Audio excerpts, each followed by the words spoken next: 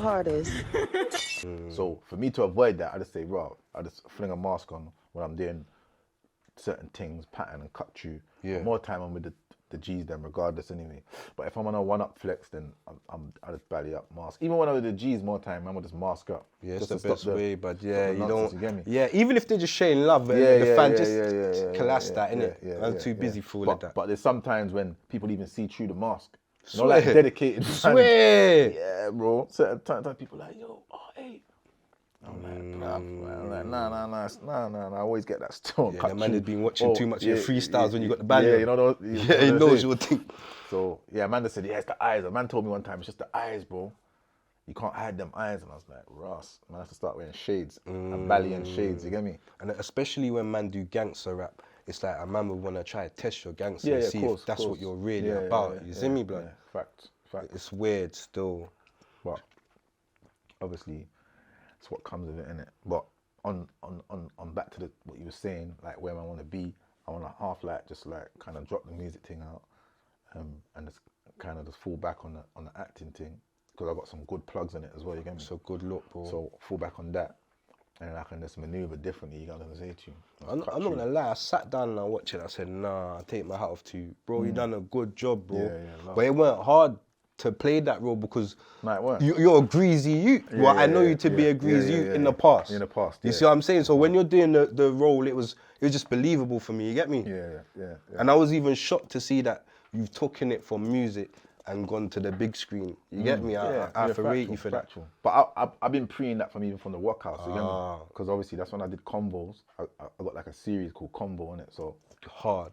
Yeah, I've watched all. I was in the workhouse watching that. Yeah, so like that Convo, the Convos I ripped them in jail. You get it? Okay. So I was preing that from jail, thinking, right, what different can man do? You get me? Then come out and just be spitting stories. Must be something man different man can do, and I'm saying, right, man's lived everything. So why not? Man can make stories, man can do the whole filming, man can be a director, man can take it a different way, if you get me? No, fact. So that's when I just pushed out the Convo. So that was kind of my angle from that anyway. So I see T Grizzly doing that a lot. Like doing that kind of convo style, like the King Von storytelling kind of thing. So now T Grizzly, it's like he's just running with that. All his videos are straight stories now. Yeah. It's mad. Still, what made you want to do the yearly wrap up as well?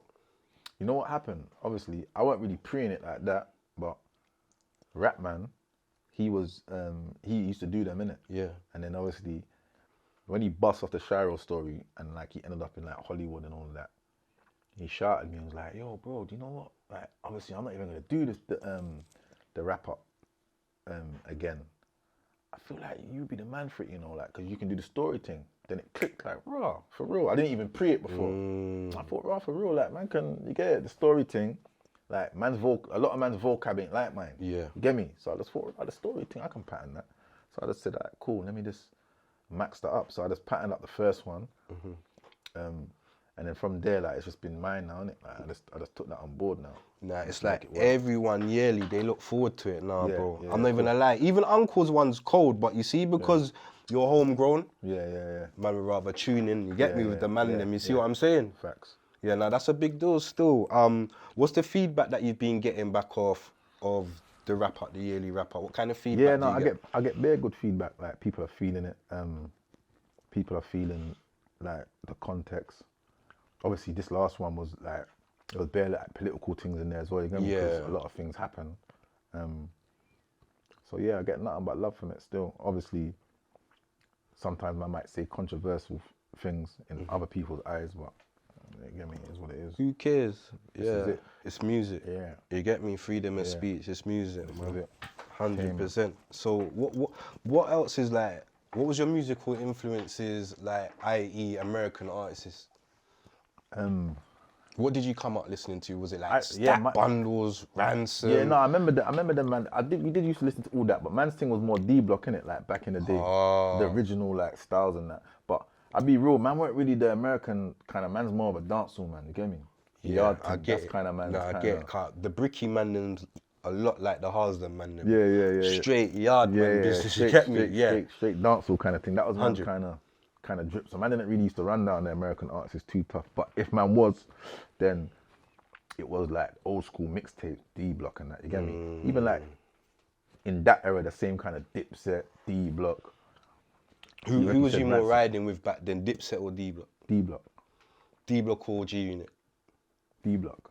Okay. I was always in the D Block wave. I remember when 50 came out, that was big spill. You can't go around it. When 50 came out, man was like, bro, man didn't even know who this Ench Donny. Yeah, now he's taking liberties around the place, you get me? 100. So man took him in, don't get twisted, and his street mixtapes as well. They were cold. They were cold. Can't go around it still, you get me? So, yeah, 50 all day, but man's backbone was D Block. No, I hear that. 1,000. That was cold still. So what do you think of if you could get a feature tune, yeah, of like a late great or artist that's no longer here, what feature would you go for? I.e. like a Big L, Biggie, Pac. It'd probably be a Pac, innit?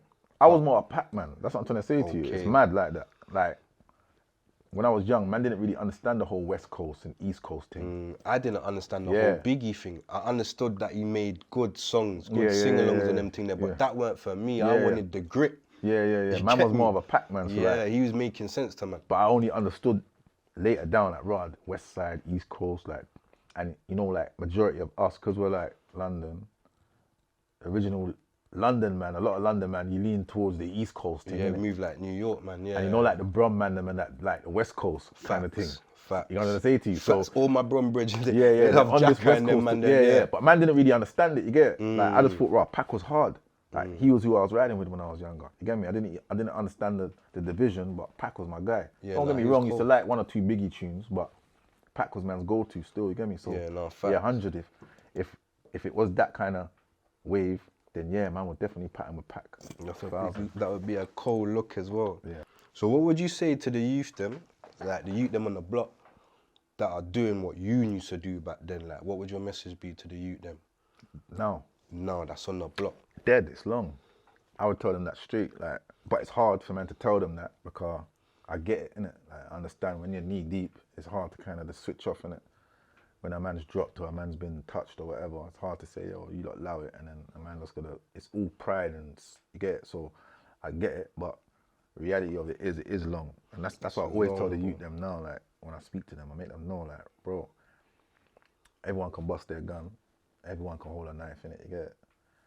But you see, like, a man doing a 30 rec, bro, a man will scratch out the whole of his head, bro. The whole of his head, bro? 30 rec, bro. Like, obviously, it's gassed now, but when man get that under their skin, bro, it's not a nice thing. And man who you're riding for as well, they disappear after 5 years, bro. Facts. So, like, all of this gang thing, bro, you gotta pre your order, pre yourself, try and make better decisions now. Focus on something different, you get me? But I get it though, even when I talk to the youth them now, I do mentoring as well, innit? Oh, wicked. So even when I talk to the youth them now, I make them know that I get where you're coming from, bro. Like, don't get it twisted. I'm not like one of these dunnies that just some basic social worker. You've been there, done it, right? I know the thing, you get me? So I get. But we never had man that's been through everything telling us to chill. Nah, we're hearing it from our teachers. And they ain't been through nothing. Shut up, man. You don't know nothing. You can't tell me nothing. So you're making me even want to touch the road even more. You telling me not to.